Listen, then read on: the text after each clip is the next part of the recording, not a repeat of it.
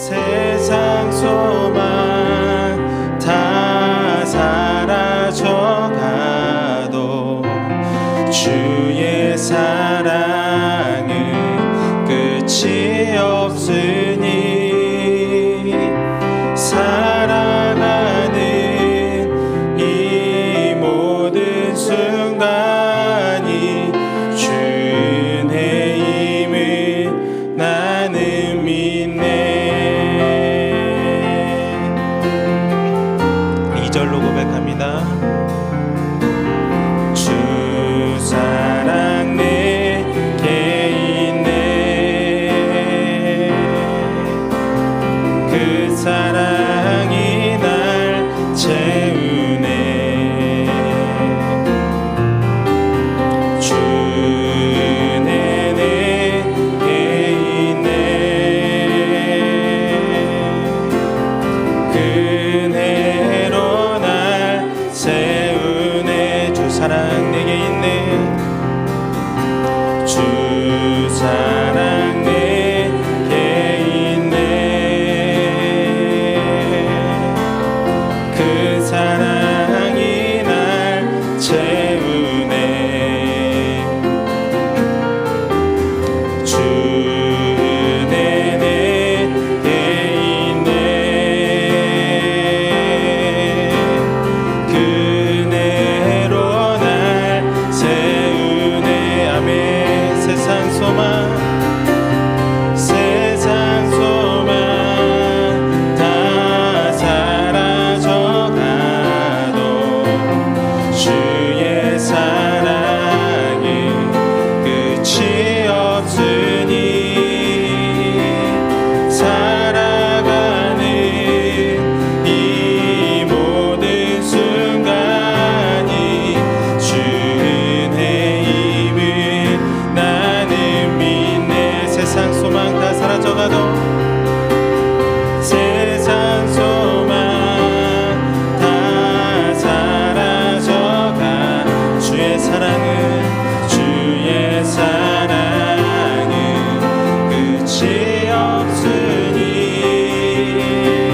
살아가는 이 모든 순간이 주 은혜임을 나는 믿네.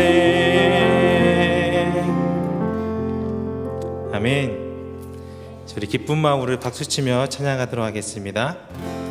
오 주여, 나의 마음이 주께로 정해졌으니 나는 주 찬양하리라. 깨어라 나의 영혼아, 비파와 수금 들어라. 이 새벽에 내가 찬양하리라. 다시 한 번 더. 오 주여, 나의 마음이, 오 주여, 나의 마음이 주께로 정해졌으니 나는 주 찬양하리라. 깨어라 나의 영혼아, 비파와 수금 들어라. 이 새벽에 내가 찬양하리라. 찬양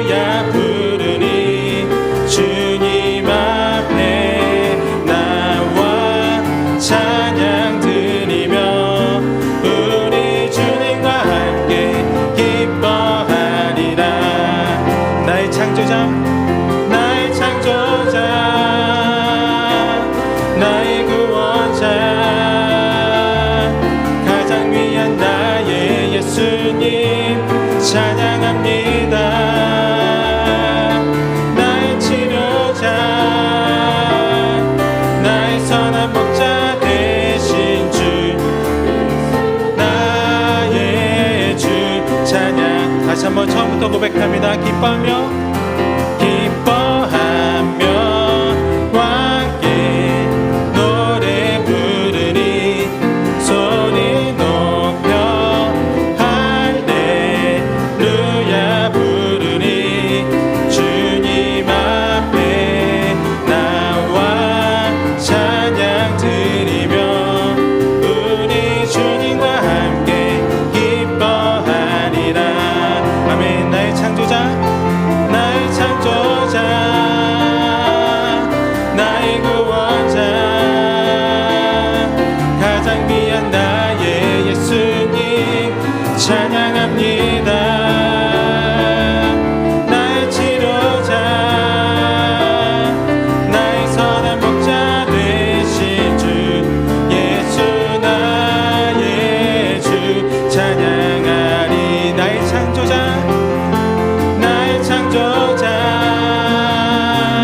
나의 구원자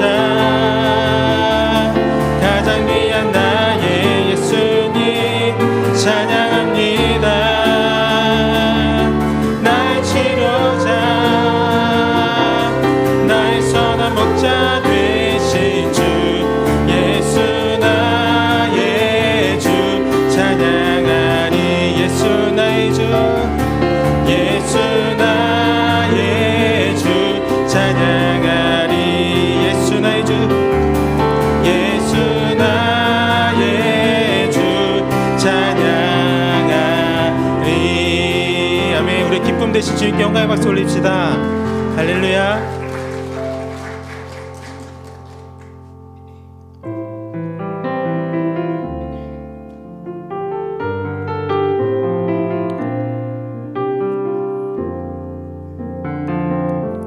보소서 주님 나의 마음은 선한 것 하나 없습니다. 그러나 내 모든 것 주께 드립니다. 사랑으로 안으시고 날 새롭게 하소서. 보소서 주님 나의 마음은 선한 것 하나 없습니다. 그러나 내 모든 것 주께 드립니다. 사랑으로 안으시고 날 새롭게 하소서. 주님 마음 내게 주소서. 내 아버지 주님 마음 내게 주소서.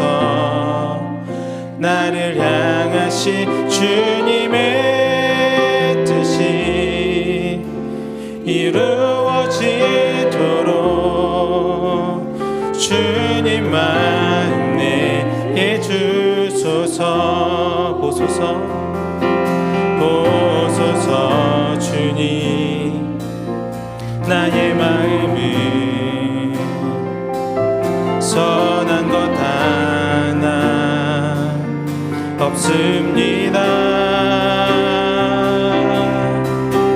그러나 내 모든 것 주께 드립니다. 사랑으로 안으시고 날 새롭게 하소서.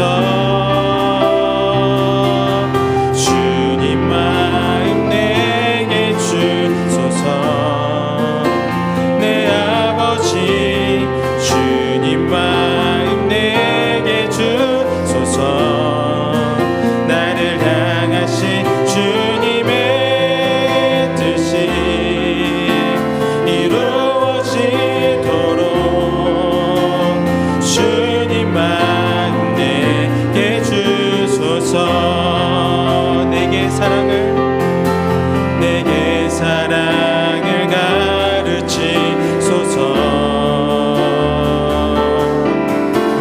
당신의 마음으로 용서하게 하소서. 주의 성령 내게 채우사 주의 길 가게 하소서. 주님 당신 마음 주소서. 주의 성령 내게 채우사 주의 길 가게 하소서.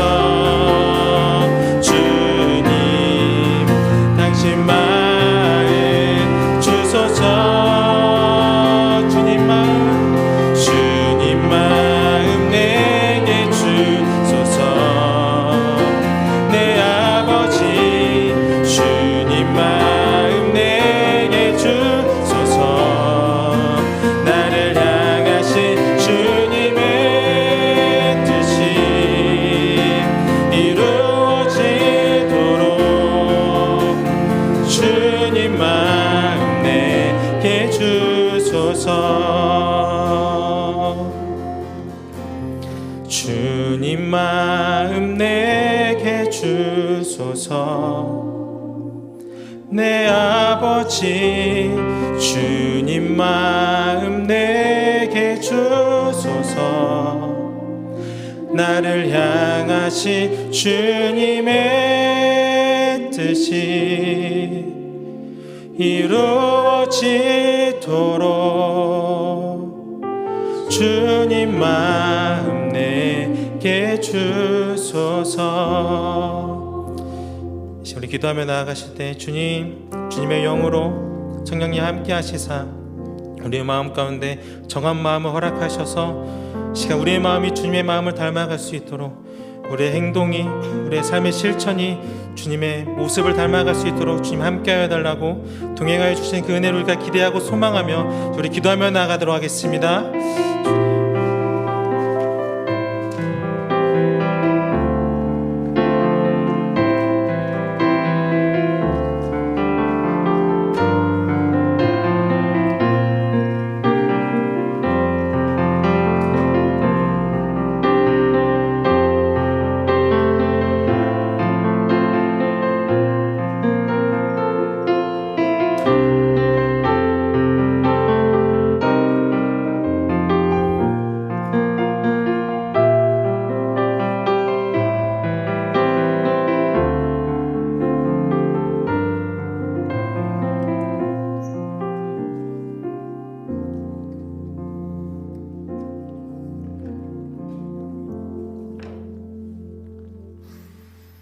하나님 아버지, 이 시간 주님을 사모하는 마음으로 간절히 예배의 자리로 나아갑니다.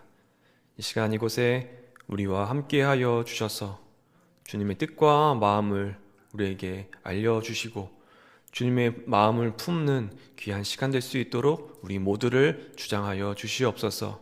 감사드리며 예수님의 이름으로 기도합니다. 아멘.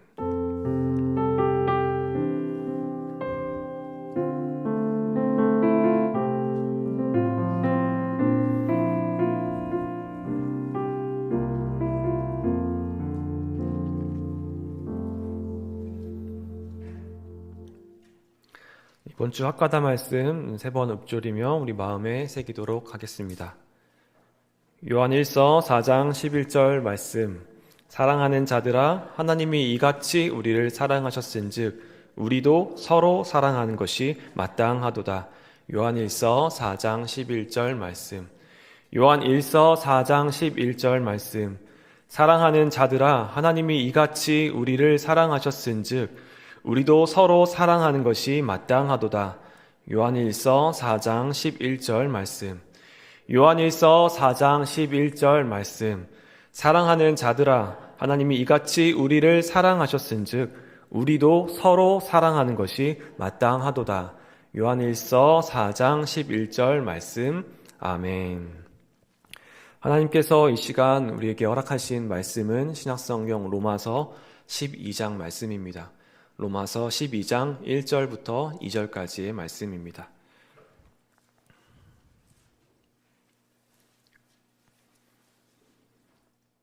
로마서 12장 1절부터 2절까지의 말씀을 우리가 한 목소리로 함께 읽도록 하겠습니다. 그러므로 형제들아 내가 하나님의 모든 자비하심으로 너희를 권하노니 너희 몸을 하나님이 기뻐하시는 거룩한 산 제물로 드리라. 이는 너희가 드릴 영적 예배니라. 너희는 이 세대를 본받지 말고 오직 마음을 새롭게 함으로 변환을 받아 하나님의 선하시고 기뻐하시고 온전하신 뜻이 무엇인지 분별하도록 하라.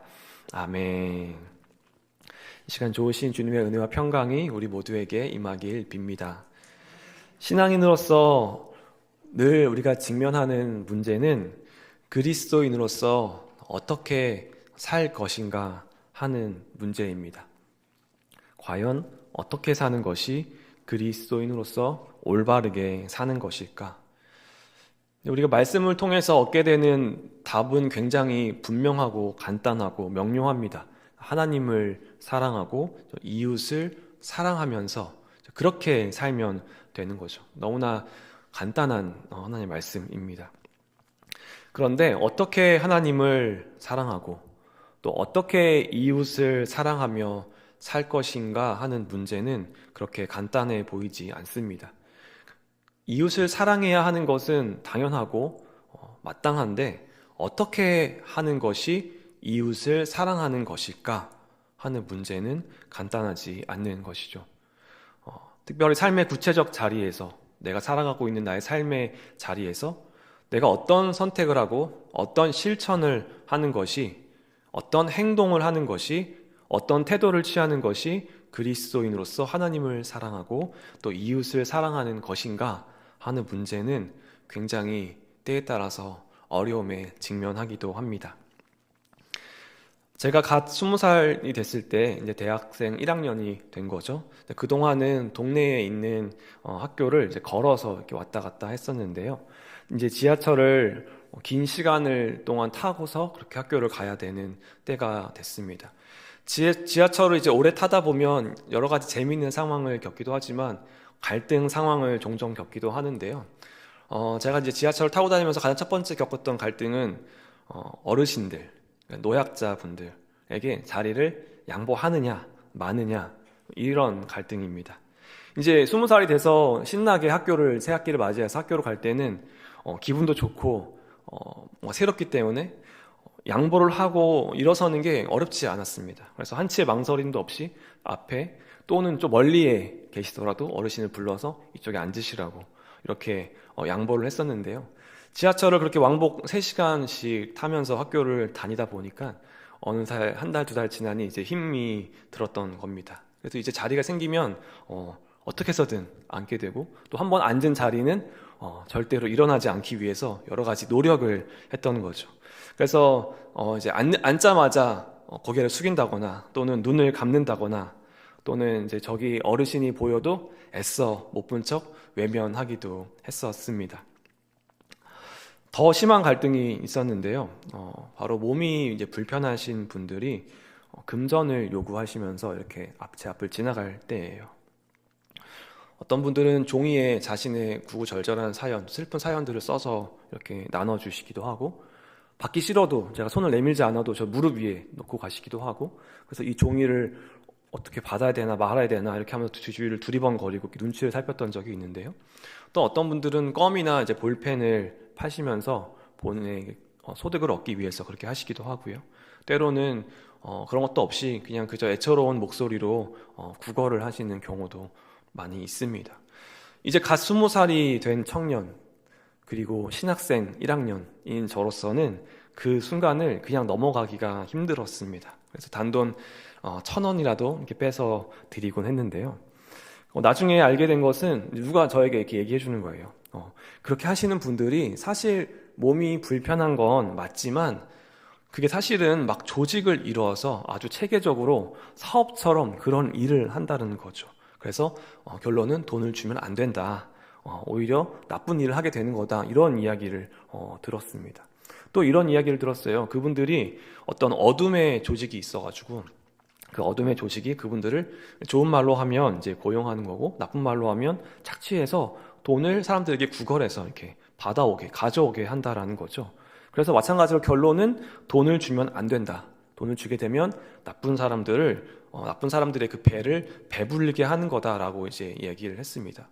그런 이야기를 듣고 나니까 그러면은 이걸 어떻게 해야 되나 이제 걱정과 염려가 되기 시작했던 거죠.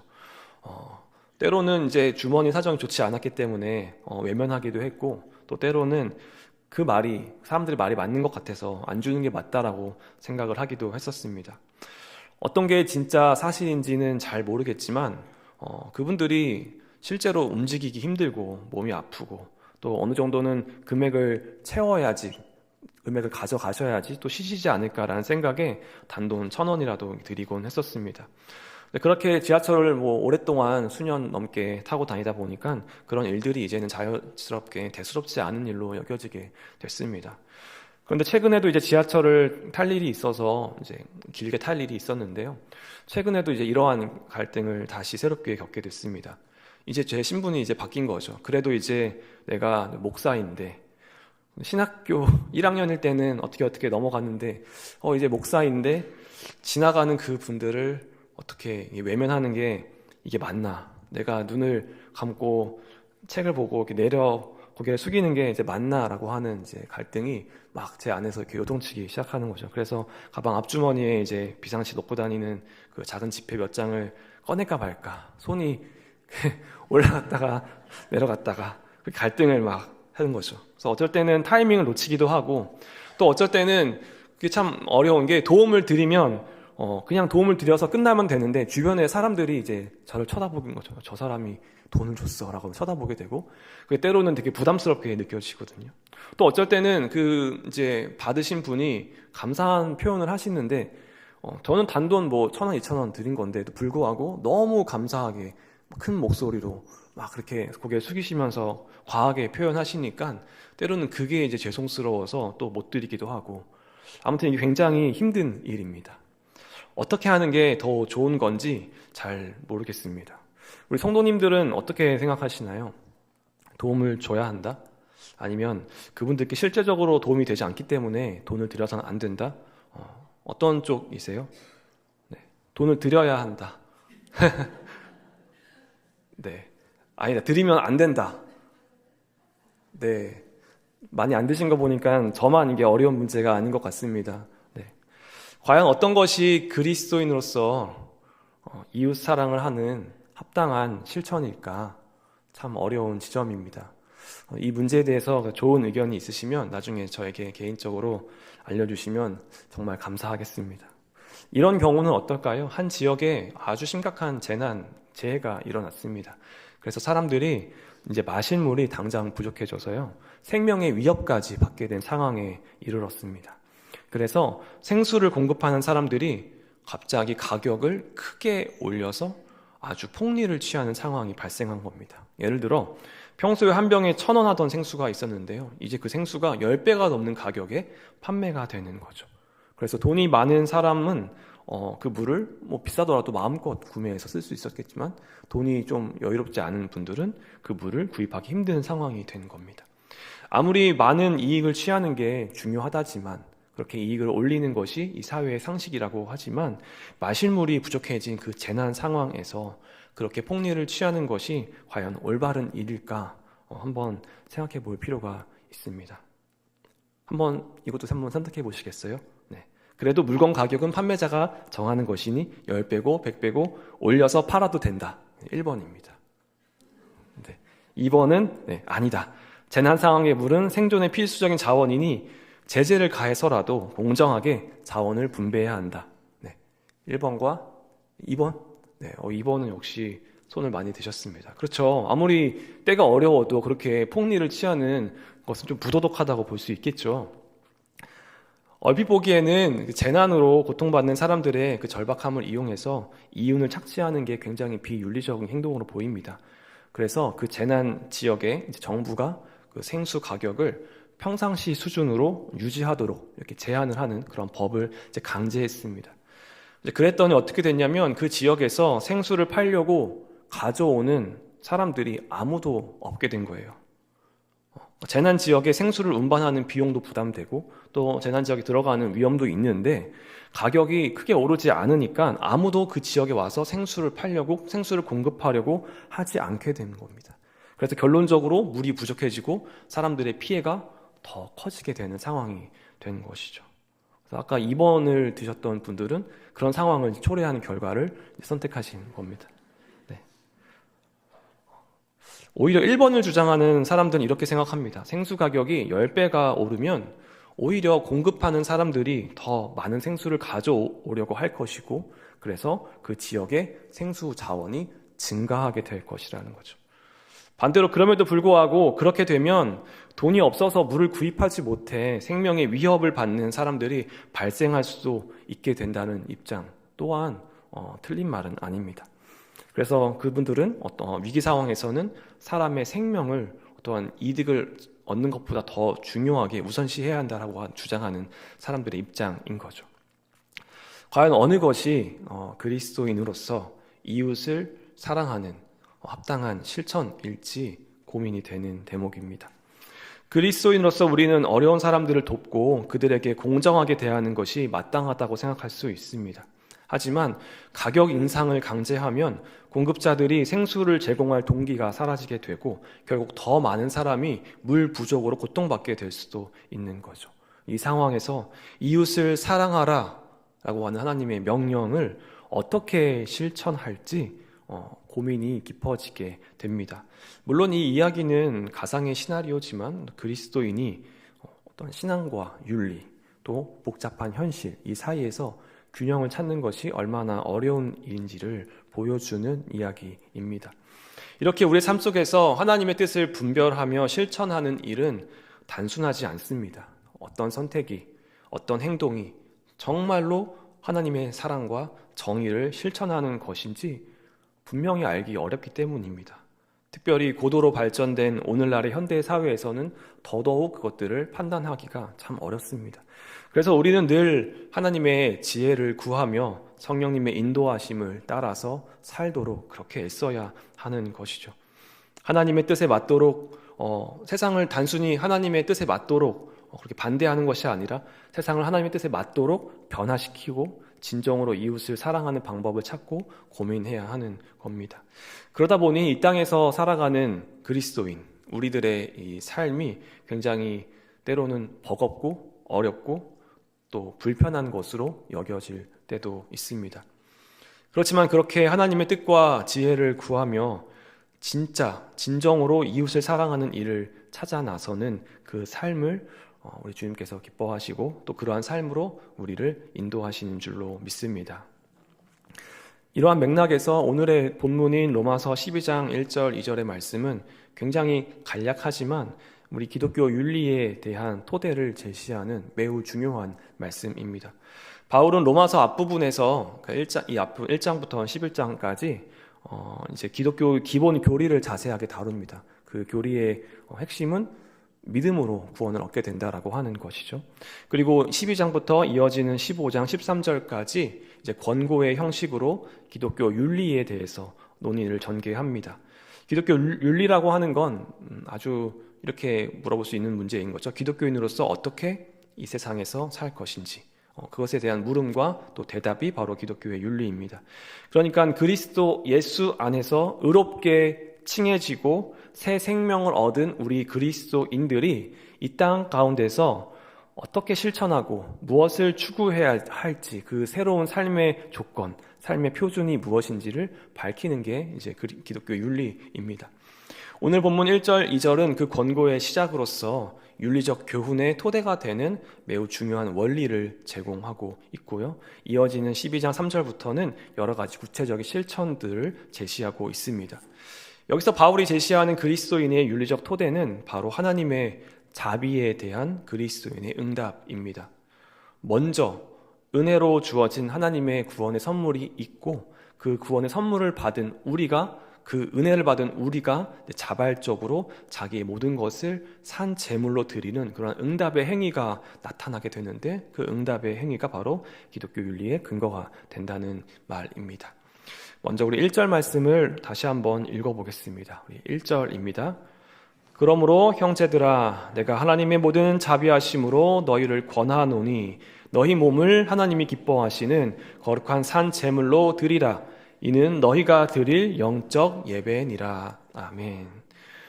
1절은 이제 그러므로라는 말로 시작됩니다. 이제 그러므로라는 말은 앞에 내용이 있고 그 내용에 대한 결론을 도출할 때 이제 그러므로라는 말을 쓰는데요. 이 본문에서는 어떤 결론이라기보다는 앞에 나왔던 교리적 내용, 그러니까 1장부터 11장까지 다루었던 교리적 설명, 그 설명에 근거해서 그 설명과 그 내용과 분리될 수 없는 윤리적 권고를 제시한다라는 의도로 사용된 일종의 이제 화제 전환용의 단어입니다.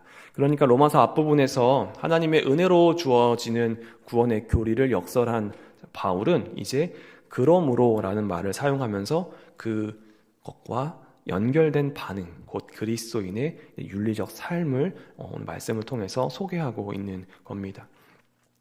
바울이 구원을 받은 그리스도인에게 권고하는 첫 번째 내용은 자신의 몸을 희생제물로 드리는 산제사입니다. 역사적으로 많은 종교에 있어서 그 신의 은혜에 대한 감사의 표시는 많은 경우 제의적 또 제사적 형태를 띠곤 했는데요. 그 중에서도 가장 인간이 할 수 있는 가장 큰 감사의 형태는 자기 자신을 그 예물로 드리는 그러한 형태의 의식입니다. 그런데 바울은 그것이 구약 시대의 어떤 희생 제사처럼 동물을 죽여서 생명을 죽여서 드리는 죽은 예물이 아니라 살아있는 희생제물, 살아있는 제물이 되어야 한다고 강조합니다. 그동안의 제물은 모두 죽은 제물이었는데 지금 바울이 말하고 있는 것은 이제 살아있는 제물인 거죠. 여기서 바울이 의미한 이제 산 제물은 그리스도인들의 일상의 삶을 통해서 드리는 경건의 예배입니다. 그것을 제물이라고 하는 제의적 표현으로 말하고 있는 건데요. 산 제물이라고 하는 건 단순히 목숨이 붙어 있다, 생명이 붙어 있다라는 게 아니라 그리스도 안에서 은혜로 받은 새로운 생명, 우리의 생명 전체를 포괄하는 뜻으로서 그리스도인의 온 몸과 온 마음을 통한 헌신을 말합니다. 다시 말해서 그리스도인의 삶 속에서 마음과 몸을 통해 헌신하는 것, 그것 자체가 산 제물이 된다라고 하는 말씀입니다. 그런데 이 산 제물의 봉헌은 거룩해야 합니다. 역사적으로 어떤 종교적 제의에 있어서 모든 제물은 다 거룩한 것으로 구별되도록 이렇게 사람들이 생각을 했는데요.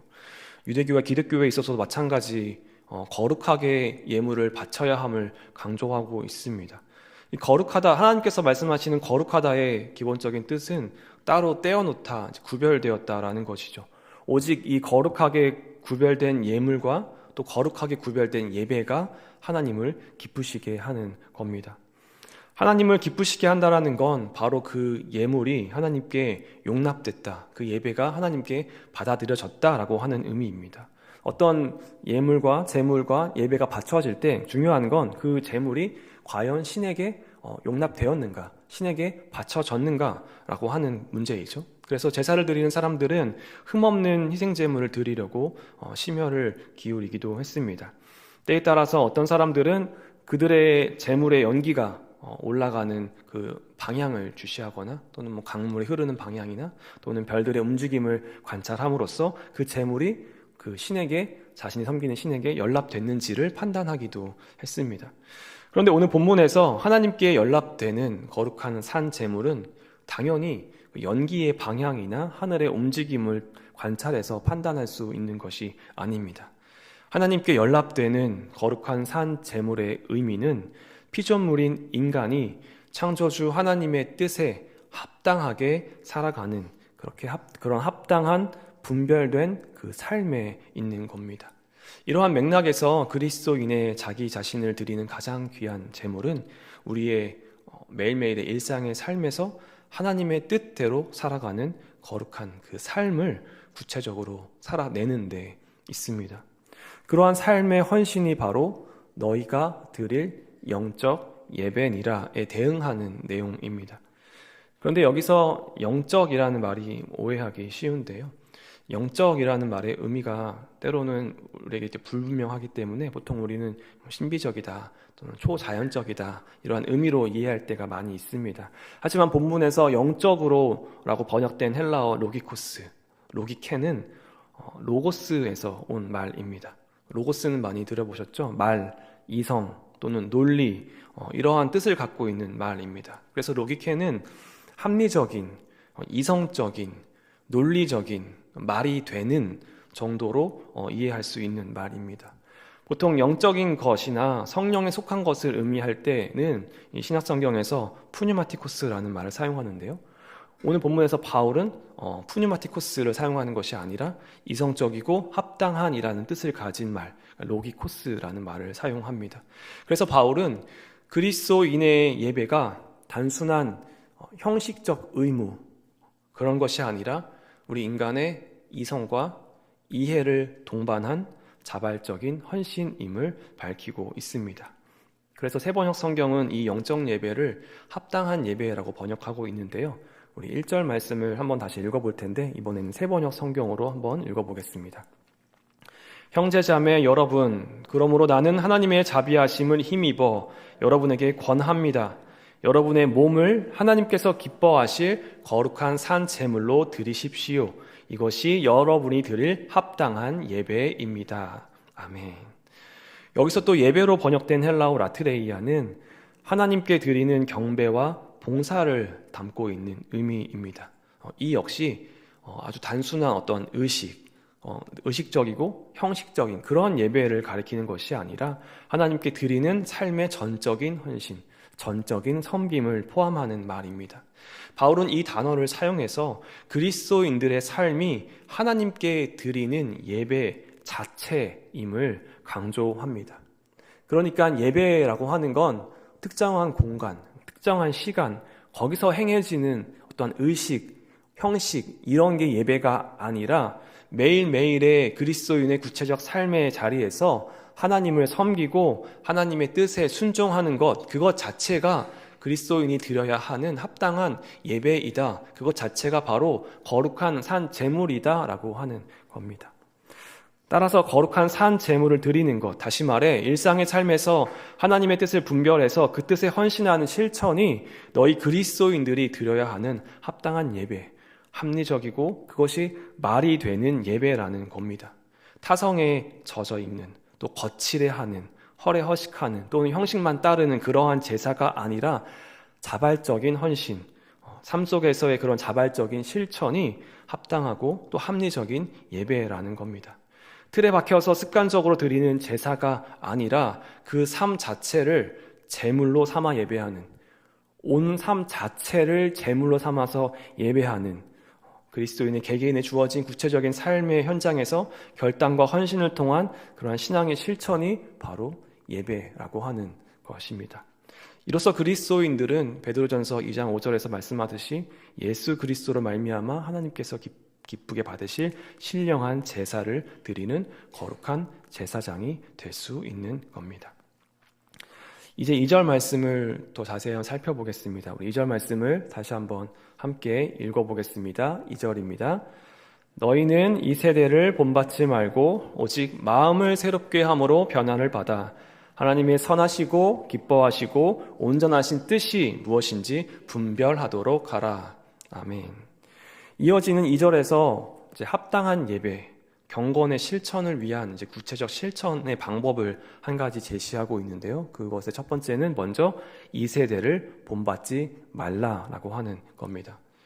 이 세대를 본받는다라고 하는 건 오늘의 우리 시대의 가치, 우리 시대의 상식, 흔히 이걸 이제 시대 정신이라고 하는데요. 그런 시대 정신에 우리가 그냥 이렇게 동화되고 시대적 요구에 무비판적으로 순응하는 것, 이런 것들이죠.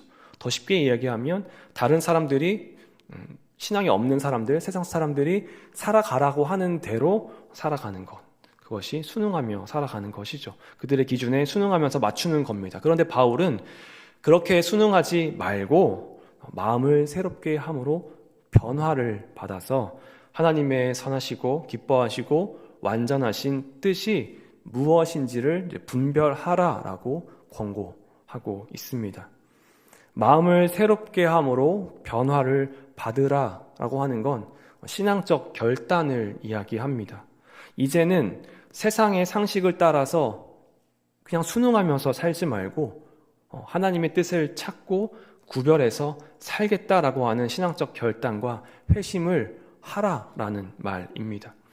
그런데 여기서 마음이라고 번역된 헬라어 누스는 이것도 주목해 볼 필요가 있는데요. 마음이라고 번역은 했지만 실제 누스가 갖고 있는 뜻은 지능, 지성, 사고, 의지, 이해, 하나님께서 우리 인간에게 주신 생각하는 능력이라는 의미를 가진 말입니다. 그래서 마음이라는 단순한 감정적 의미보다는 인간의 지성, 지적 능력, 합리적 사고를 포함하는 개념으로 이 말을 이해하는 편이 좋습니다. 따라서 마음의 변화는 심적 변화, 정서적 차원의 변화를 말하는 것이 아니라 우리의 지성의 갱신을 말합니다. 이 지성이 갱신된다라고 하는 건, 지성이 변화된다라고 하는 건 단순히 우리의 생각이 바뀌는 것, 그런 수준이 아니라 우리 인간의 지성이 하나님의 영에 의해 죄와 율법의 구속으로부터 해방되어서 그 본래의 기능을 수행하는 것을 의미합니다. 오늘 윤리적 권고에 앞서서 교리적 설명을 하는 앞부분에서 바울은 인간이 갖고 있는 그 지적 능력이 인간의 죄로 인해서 타락되었다고 보고 있는데요. 로마서 7장 23절은 이제 이렇게 말씀합니다. 제가 읽겠습니다. 내 지체 속에서 한 다른 법이 내 마음의 법과 싸워 내 지체 속에 있는 죄의 법으로 나를 사로잡는 것을 보는도다. 로마서 1장 28절은 이렇습니다. 또한 그들이 마음에 하나님 두기를 싫어하며 하나님께서 그들을 그 상실한 마음대로 내버려 두사 합당하지 못한 일을 하게 하셨으니. 그러니까 죄로 타락한 우리 인간의 지적 능력은 이제 무기력해졌고 하나님의 진리를 온전히 깨닫지 못하게 되었다라고 하는 말씀입니다. 그러나 그리스도의 구원의 은총으로 말미암아 그 지성의 본래 기능이 회복되어서 이제 하나님을 인정하고 하나님을 올바르게 경배하도록 그 지적인 능력을 사용할 수 있게 되었다라는 것이죠. 성령의 역사로 새롭게 되면 그 오염되고 타락한 그 지성은 이제 하나님의 뜻을 바르게 이해하고 실천할 수 있게 되는 겁니다. 아주 옛날 고대 그리스 철학자들도 이 누스라는 말을 사용했습니다. 이 누스를 인간의 이성적이고 지적인 능력으로 설명하면서 진리를 깨닫고 어떠한 초월적인 그것을 이해하고 깨닫는 능력으로서 이 누스라는 말을 사용했어요. 그래서 이제 인간이 갖고 있는 최고의 지적 능력이 이제 누스인데요. 그런데 바울은 이제 이 개념을 신앙적으로 전환해서 누스가 단순히 어떠한 철학적 사고를 하는 도구가 아니라 하나님의 뜻을 이해하고 하나님의 뜻을 따르는 데 필요한 영적 사고의 능력임을 밝히고 있습니다. 즉 인간의 지성은 하나님에 의해 새롭게 변화될 때에만 그 본래의 기능을 회복하고 하나님과의 올바른 관계 속에서 작동할 수 있다라는 겁니다. 그래서 본문 2절의 말씀은 2절 말씀에서 바울은 그리스도인이 이 세상의 가치에 그냥 무기력하게 함몰되지 않고 그리스도의 영으로 새롭게 갱신된 그 지성의 능력을 통해서 하나님의 뜻에 헌신하는 결단에 이르라라고 촉구하고 있는 겁니다. 결국 하나님의 뜻을 분별하는 건 우리의 지성의 끊임없는 갱신 작업을 통해서 이루어집니다. 이 세상의 가치와 통념, 상식이 함몰돼서 무비판적으로, 무반성적으로 그렇게 끌려가듯이 살아가는 것이 아니라 하나님의 뜻을 찾는 온전한 삶을 추구하는 그 모든 삶을 통해서, 그 과정을 통해서 이루어지는 것입니다. 그리고 이러한 모든 과정이 오늘 말씀에서 이야기하는 합당한 예배, 하나님이 기뻐하시고 받으실 만한 합당한 그러한 예배입니다. 오늘 말씀 서두에서는 본문 11장 말씀에서 바울이 이제 기독교인의 윤리적 삶을 권고한다라고 이렇게 설명을 드렸는데요. 사실 그 내용은 온 마음과 온 정신과 우리의 온 몸과 온 삶을 드리는 그러한 삶의 예배입니다.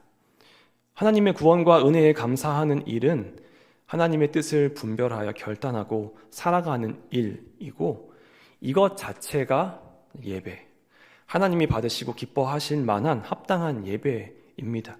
그래서 그리스도인들은 삶이 그 자체로 예배가 됩니다. 제가 어렸을 때 이제 교회를 열심히 다니면서 한 가지 가졌던 불만은 아침에 분명히 교회 와서 예배 드렸는데 오후에 또 밥 먹고 찬양 예배 드리고 또 친구들이랑 놀다가 집에 갔다가 저녁 먹고 다시 또 교회 와서 또 예배를 드리고 왜 이렇게 또 예배를 드려야 하나 집에 갔다 왔는데 하는 어떠한 불만이었던 거죠. 그래서 예배가 너무 많이 드린다. 근데 오늘 이렇게 바울을 통해서 우리가 깨닫게 되는 것은 그리스도인 삶이 그냥 하루에 3번 예배 드리는 게 아니라 삶 자체가 매 순간순간이 예배가 되어야 한다. 그러한 마음으로 하나님께 예배 드리듯이 살아야 한다라고 하는 것입니다. 그러니 사실은 굉장히 힘든 일인 거죠. 무슨 일을 하든지 마음을 다하여 주께 하듯 하라 라고 하는 말씀과 통하는 지점입니다. 어떻게 이웃을 사랑할까? 어떻게 이 땅 가운데 하나님의 뜻을 실천할까? 하는 이 문제에 우리가 고민하고 또 하나님의 뜻을 찾아 실천하는 일 역시 그리스도인의 합당한 예배의 과정이 됩니다. 단순히 세상의 가치와 기준을 선택하고 따르는 것이 아니라 성령 하나님의 인도하심에 따라 우리의 지적 갱신을 이루고 하나님의 선하시고 온전하신 뜻을 분별해 그리스도인만의 우리 그리스도인들만의 특별한 실천을 사랑의 실천을 이 세상 가운데 보여주고 나타내야 하는 겁니다. 그래서 앞으로 우리가 이제 예배를 잘 드립시다 라고 얘기할 땐 오늘 본문에서 제시하는 거룩한 산 제물로 드리는 예배, 그러니까 세상의 상식대로 살기를 거부하고 하나님의 뜻을 구별해서 그 뜻을 나의 가치관으로 삼고 그대로 살아가려고 늘 변화하고 성찰하는 모든 과정, 그렇게 거룩한 삶을 이루어 나가는 모든 과정을 예배로 이해해야 하는 겁니다. 우리 한번 옆에 계신 분들께 이렇게 인사했으면 좋겠는데요. 예배를 잘 드립시다 라고 인사하면 좋겠습니다. 예배를 잘 드립시다. 예배를 잘 드립시다. 이렇게 하나님께서 원하시는 합당한 예배를 우리가 게을리하지 않고 최선을 다해서 우리의 열심으로 우리의 온 삶을 바쳐서 그렇게 예배하는 삶, 살아내는 우리 모두가 되었으면 참 좋겠습니다. 제가 함께 나 주님의 기쁨 되기 원하네 라는 찬양 하나님께 고백하면서 우리 신앙을 결단하며 나아가기 원합니다. 함께 나 주님의 기쁨 되기 원하네 같이 찬양하겠습니다.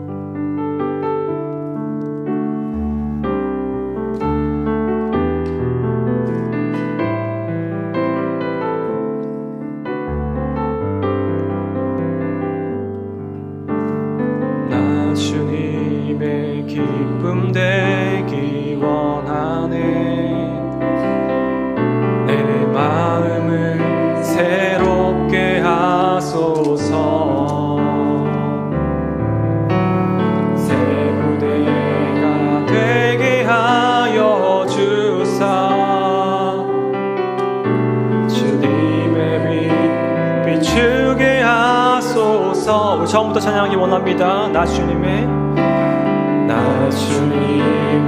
기쁨 되기 원하네.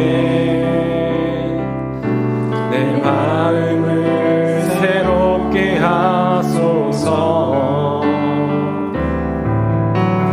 새 부대가 되게 하여 주사. 주님의 빛 비추게 하소서.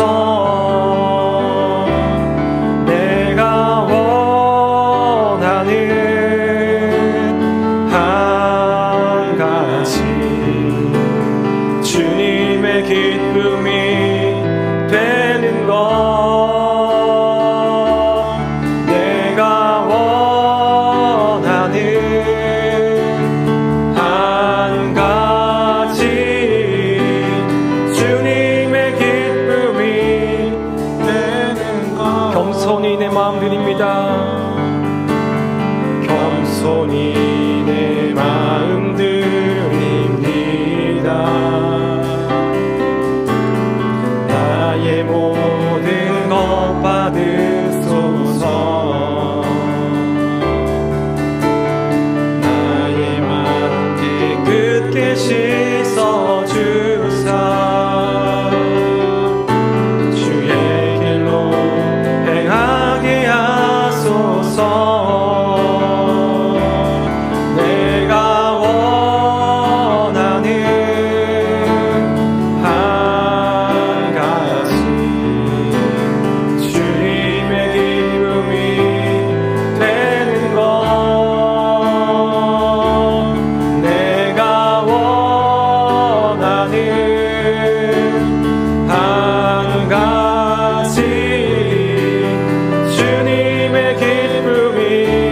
한 번 더 고백하기 원합니다. 내가 원하는 한 가지, 내가 원하는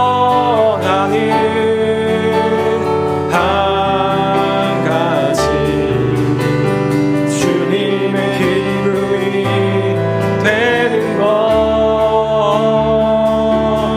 내가 원하는 한 가지, 주님의 기쁨이 되는 것. 아멘. 이 시간 우리 말씀을 기억하며 먼저 기도하며 나아가기 원합니다. 우리 마음과 생각이 새로워져서 하나님의 뜻을 바르게 깨닫고 하나님이 기뻐하시는 삶을 살아갈 수 있도록, 그렇게 하나님께 영광 드리는 합당한 예배자가 될 수 있도록 기도하기 원합니다. 이 시간 기도 제목을 가지고 함께 간절히 하나님 앞에 기도하며 나아가기 원합니다. 함께 기도하시겠습니다. 하나님 아버지, 이 시간 아버지 간절히 기도하며 나아갑니다. 아버지, 주님께서 우리를 구원하여 주시고 아버지 죄악된 우리를 용서하여 주시고 아버지 구원의 은총을 베풀어 주심에 감사합니다. 아버지, 우리 그리스도인이 주님께서 허락하여 주신 선물로 주신 그 은총의 그 구원의 은혜에 마땅히 감사하며 마땅히 우리의 삶을 거룩한 산제물로 드려야 할 줄 믿습니다. 하나님, 이 시간 우리의 마음을 새롭게 하여 주시고 아버지 우리의 마음을 변화시켜 주시고 우리의 생각을 주님께서 갱신시켜 주셔서 주님 아버지 주의 말씀에 합당한 삶을 살아갈 수 있도록 아버지 우리를 이끌어 주시옵소서. 아버지 우리 삶의 자리에서 구체적인 삶의 현실 가운데서 우리가 매 순간 무엇을 하든지 누구를 만나든지 하나님께 대하듯이 주께 향하듯이 하나님께 예배하듯이 나아가기 원합니다. 아버지, 우리의 삶 모두가 전체가 예배가 되길 원합니다. 아버지, 우리의 삶을 부름 붙들어 주시옵소서. 아버지, 복잡하고 아버지 타락한 이 세상 가운데서 어떻게 그리스도인으로 살아야 할지 참 어렵고 힘들 때가 너무나도 많습니다. 하나님, 그럼에도 불구하고 성령 하나님 우리에게 지혜를 허락하여 주셔서 아버지 우리에게 주님의 뜻을 따르는 아버지 그 올바른 길을 알려주시옵고 가르쳐주시옵고 보여주시옵고 깨닫게 하여 주시옵고 그 말씀대로 그 길대로 따르며 선택하며 살 수 있는 결단을 날마다 내릴 수 있도록 우리에게 용기와 아버지 믿음을 허락하여 주시옵소서. 아버지, 그렇게 우리의 삶이 주님 보시기에 하나님 합당한 삶이 되길 원하오며 아버지 그렇게 우리의 삶이 하나님께 기쁨이 되는 삶이 되길 원합니다. 아버지, 우리 온 삶을 거룩한 산제물로 바쳐서 아버지 주님 기쁨이 되는 삶을 살기 원하오니 아버지 시간 우리를 변화시켜 주시옵소서. 우리의 생각과 우리의 지성을 주님 갱신시켜 주시옵소서. 아버지, 이 세상 사람들이 살아가는 대로 그 세상의 상식대로 아버지 그곳에 함몰되어서 아버지 아무런 생각 없이 무비판적으로 무반성적으로 그렇게 살아가는 것이 아니라 아버지 주님 앞에 엎드리며 주의 지혜를 구하며 하나님 뜻을 물어보며 하나님 기도하며 성령 하나님의 인도하심을 간구하며 그렇게 살아있는 그리스도인으로서 살아갈 수 있도록 주여 아버지 시간 우리를 붙들어 주시옵소서. 그렇게 우리를 변화시켜 주시옵소서. 날마다 우리의 삶이 예배가 되게 하여 주시옵소서. 우리가 먹을 때에도 마실 때에도 아버지 누구를 만나든지 나의 모든 선택과 그 기로의 순간순간마다 하나님의 뜻을 묻게 하여 주시고 하나님께 합당한 삶을 살아내기 위하여서 온 몸을 다하여서 우리의 온 힘을 다하여서 그렇게 애쓰고 살아가는 그런 그리스도인 될 수 있도록 주여 붙들어 주시옵소서. 아버지, 우리의 시간을 변화시켜 주시옵소서. 주여 새롭게 하여 주시옵소서. 아버지여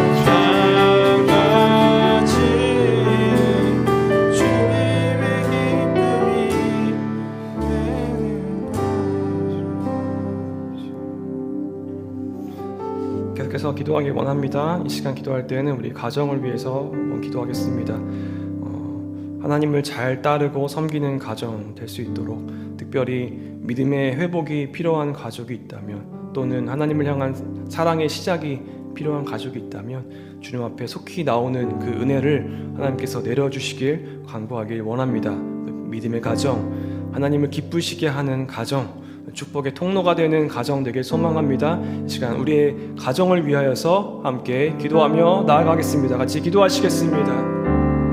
하나님, 이 시간 우리 가정을 위하여서 기도하며 나아갑니다. 아버지, 주께서 허락하여 주시고 불러주시고 세워주신 우리 귀한 가정이 아버지 하나님 앞에 올바르게 서는 그런 믿음의 가정 되길 간절히 소망합니다. 주여 아버지, 우리 가정을 주님 돌봐주시고 복 내려주시고 주께서 보살펴 주셔서 아버지 우리 가정이 주님을 향한 그 신앙 앞에 아버지 온전히 세워질 수 있도록 붙들어 주시옵소서. 주여 특별히 아직 신앙을 회복하지 못한 우리 가정이 있다면 하나님 아버지 주님을 향한 첫사랑의 시작이 필요한 그런 가족 구성원이 있다면 아버지 그들 위해서 간구하며 나아갑니다. 주여 아버지 그 가운데 하나님을 향한 사랑의 은총을 주여 부어주시옵소서. 하나님의 사랑을 깨닫게 하여 주시옵소서. 하나님을 향하여서 마음의 문을 열게 하여 주시옵소서. 하나님을 사랑하고 주의 말씀을 깨닫고 주의 말씀대로 살아가는 그런 그리스도의 삶을 살아갈 수 있는 삶을 허락하여 주시옵소서. 그래서 우리의 귀한 온 가정이 하나님 앞에 주님께 영광을 돌리는 우리 가정이 모범이 되는 우리 가정이 이 세상 가운데 소금과 빛의 역할을 감당하는 그런 가정 될 수 있도록 인도하여 주옵소서. 특별히 아버지 오늘날에 우리 사회 가운데 깨어지고 병들고 아파하는 가정들이 너무나도 많음을 우리가 봅니다.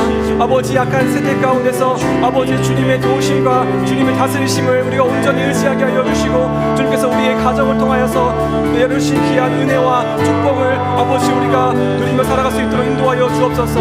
아버지 깨어진 가정들을 위하여 선비 기도하게 하여 주시고 더욱더 아버지 가정이 주님이 서로가 준 가정의 모습들을 아버지 따르지 않는 아버지 이 사회를 주님의 통탄하며 아버지 기도하며 나아가는 될 수 있도록 인도하여 주시옵소서. 아버지 우리 가정이 주님 앞에 군대를 가는되게 소망합니다. 아버지 이 땅 가운데 우리 사회 가운데 그렇게 주님 앞에 아름답고 귀한 가정들이 계속해서 세워지기 원합니다. 주여 아버지 우리 가정을 붙들어 주시옵소서. 아버지 우리 어머니와 우리 아버지를 붙들어 주시옵소서. 우리 자녀들을 주님 붙들어 주시옵소서. 아버지 먼저 하나님 앞에 나와 하나님 의지하는 가정 되게 하여 주시옵소서. 하나님을 예배하며 주님께 기도하는 가정 되게 하여 주시옵소서. 오직 하나님만을 한 분만을 왕으로 모시며 살아가는 가정 되게 하여 주시옵소서. 이렇게 우리 가정이 복된 가정으로 주님 앞에 귀하고 아름다운 가정으로 살아갈 수 있도록 주여 붙들어 주시옵소서. 일산 충신의 모든 가정 주님께서 붙들어 주시고 아버지 궁을 베풀어 주셔서 아버지 가정 가운데 처한 모든 어려움들 아버지 연약함들 주님께서 회복시켜 주시고 그 어려움과 고난과 고통 속에서도 아버지 주님을 의지하는 믿음을 잃지 않으며 그렇게 인도하시는 하나님을 바라보고 발견하는 우리가 지금 달릴 수 있도록 주여 붙들어 주시옵소서.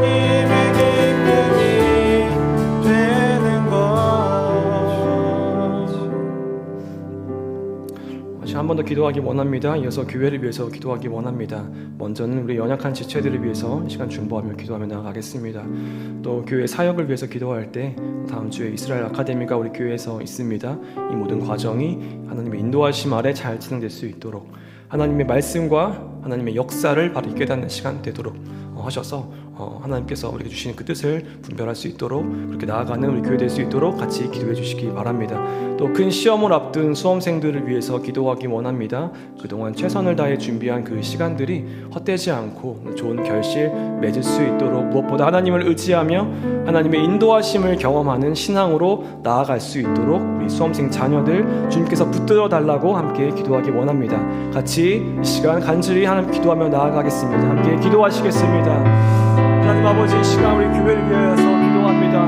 먼저는 우리 연약한 지체들을 위하여서 기도합니다. 아버지 이 시간 가운데서 이 시간에도 아버지 육체의 연약함으로 마음의 아픔으로 마음의 아버지 힘듦과 어려움으로 아버지 그렇게 좌절하며 낙담하며 살아가고 있는 아버지 우리의 귀한 지체들 우리의 공동체의 가족들이 있습니다. 주여 아버지 곳곳마다 그 영혼마다 그 육체마다 주여 찾아가 주셔서 주님 긍휼 베풀어 주시고 아버지 불쌍히 여겨 주셔서 주여 치유의 은총을 누리게 하여 주시고 아버지 구원의 은총을 누리게 하여 주시옵소서. 아버지 그들의 연약한 마음을 주님 치유하여 주시고 하나님의 사랑으로 인도하여 주시며 하나님 앞에 건강한 마음과 육체로 다시 태어날 수 있도록 주여 붙들어 주시옵소서. 함께 위하여서 중보 기도하며 나아가는 우리의 기도의 아버지 간구들을 주여 잊지 마시고 아버지 이 기도의 아버지 음성을 주님께서 응답하여 주셔서 아버지 그 가운데 연약한 지체들 가운데 아버지 귀한 회복이 일어날 수 있도록 주여 붙들어 주시옵소서.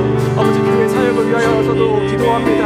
아버지 많은 사역들이 진행되고 있습니다. 특별히 다음 주 이스라엘 아카데미 우리 교회에서 진행됩니다. 하나님 아버지 모든 아카데미 과정이 1박 2일의 과정이 아버지 잘 진행될 수 있도록 주님 주장하여 주시고 시작하는 순간부터 끝나는 순간까지 아버지 하나님의 인도하심을 의지하여서 주님의 은혜를 사모하며 나아가는 시간 될 수 있도록 삼게 하여 주옵소서. 무엇보다도 아버지 하나님의 뜻을 바르게 분별하며 하나님께서 이 세상을 다스리시는 통치의 방법과 주님의 역사를 분별하며 깨닫는 시간 될 수 있도록 인도하여 주옵소서. 그래서 그리스도인으로서 이 땅 가운데 살아가는 우리와 또 교회가 또 안에 나라가 어떤 방향으로 나아가야 하는지 바르게 깨달을 수 있는 시간 될 수 있도록 주님 함께하여 주시옵소서. 특별히 이 시간 수험생을 위해서 기도하며 나아갑니다. 아버지 오랜 기간 동안 한국 하시고 최선을 다해 열심히 노력하는 자녀들에게 아버지 끝까지 붙들어 주시고 함께하여 주셔서 아버지 그들이 수고하고 애쓰고 노력하는 모든 것들이 헛되지 않고 좋은 결과, 좋은 열매 맺을 수 있도록 하나님께서 인도하시는 그 선한 길로, 합당한 선한 길로 따를 수 있도록 주여 인도하여 주시옵소서. 얼마 남지 않은 시간 동안 주여 마음의 평안함을 허락하여 주시고 이 시간 무엇보다도 주님을 의지하며 하나님의 인도하심을 의지하며 하나님께 나와 강구하는 우리 자녀들 될 수 있도록 주여 인도하여 주시옵소서. 그 시험을 통하여서 한 번의 시험을 통하여서 모든 제 20대의 귀한 평생 삶이 끝나는 것이 아니라 하나님 안에서 이끌린 삶으로 다시 나아갈 수 있는 귀한 시간 될 수 있도록 주여 인도하여 주옵소서. 아버지 우리 수험생 자녀들을 붙들어 주셔서 마음 가운데 담대함을 허락하여 주시고 하나님을 의지하며 기도하며 이렇게 자신의 아픈 신경을 마음껏 뽐낼 수 있는 그런 시험의 자리 될 수 있도록 주여 인도하여 주시옵소서. 함께 우리 수험생들을 위해서 기도할 때 아버지 정말로 그 수험생들이 하나님 찾고 의지하며 기도하는 수험생 될 수 있도록 먼저 신앙의 변화가 있을 수 있도록 우리의 변화가 있을 수 있도록 주여 인도하여 주시옵소서. 아버지 주님의 기쁨이 되는 것.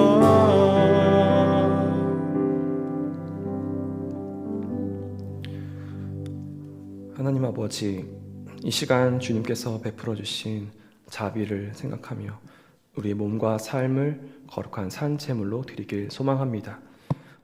우리의 예배가 형식적인 의식에 그치지 않고 우리의 일상 속에서 주님을 섬기는 삶의 예배가 되게 하옵소서. 우리의 지성을 새롭게 하여 주셔서 우리의 마음과 생각이 이 세상의 타락한 가치에 물들지 않게 하시고 성령의 능력으로 변화되게 하옵소서. 지성의 눈이 열려 하나님의 선하시고 기뻐하시고 완전하신 뜻을 분별하게 하시고 그 뜻에 따라 살아가는 믿음의 결단을 하도록 주님께서 허락하여 주옵소서. 우리의 사고와 이해가 주님 안에서 새롭게 되어 주님의 영광을 위한 합당한 예배자로 서게 하옵소서.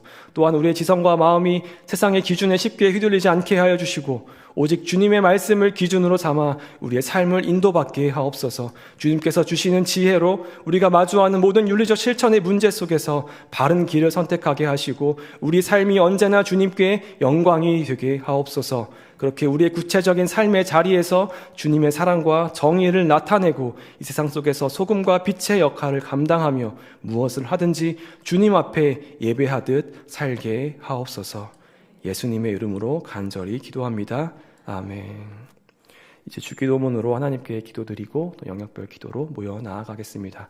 그리고 계속해서 이곳에서 개인의 깊은 기도로 나아가셔도 좋겠습니다. 주기도문으로 하나님께 기도드리겠습니다.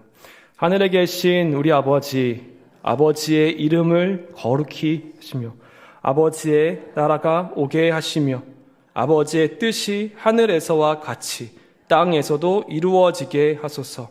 오늘 우리에게 일용할 양식을 주시고 우리가 우리에게 잘못한 사람을 용서하여 준 것 같이 우리 죄를 용서하여 주시고 우리를 시험에 빠지지 않게 하시고 악에서 구하소서. 나라와 권능과 영광이 영원히 아버지의 것입니다. 아멘.